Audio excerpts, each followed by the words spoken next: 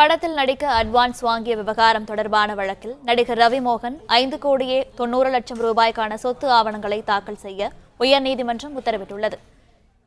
மேலும் மத்தியஸ்தரையும் நியமித்துள்ளது. இதுகுறித்த கூடுதல் விவரங்களை எமது செய்தியாளர் ஆனந்த்குமார் வழங்க கேட்கலாம். ஆனந்த், வணக்கம். இது பற்றிய மேலும் விவரங்கள். வணக்கம்.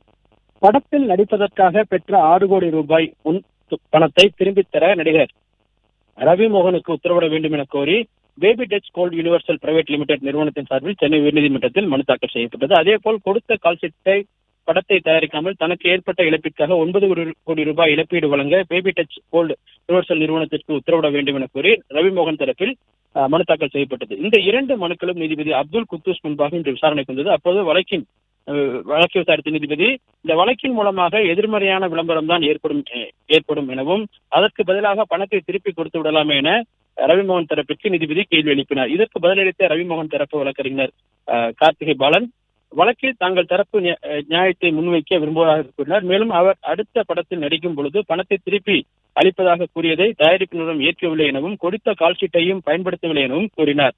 தயாரிப்பு நிறுவனம் தரப்பில் ஆஜரான மூத்த வழக்கறிஞர் PS ராமன் மற்றும் வழக்கறிஞர் விஜயன் சுப்பிரமணியன் ஆகியோர் தமது மனைவியுடனான பிரச்சனையின் போது வாடகை வீட்டில் வசித்து வருவதாக அறிக்கை வெளியிட்ட நடிகர் ரவிமோகன் தற்போது சொந்த பட தயாரிப்பு நிறுவனத்தை தொடங்கியிருப்பதாகவும் தங்கள் நிறுவனம் அளித்த முன்பணத்தை கொண்டு ரவிமோகன் தனது சொந்த பட தயாரிப்பு நிறுவனத்தை தொடங்கியிருப்பதாகவும் குற்றம் சாட்டினர்.